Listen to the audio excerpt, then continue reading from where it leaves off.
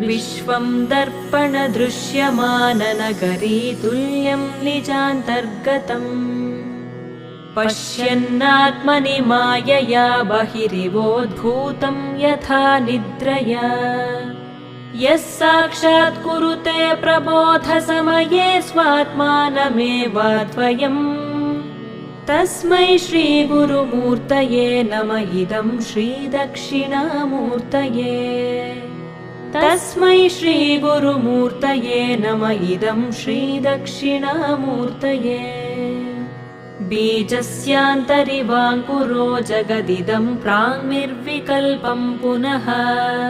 मायाकल्पितदेशकालकलना वैचित्र्यचित्रीकृतम् मायावीव विजृम्भयत्यपि महायोगी वयस्वेच्छया तस्मै श्रीगुरु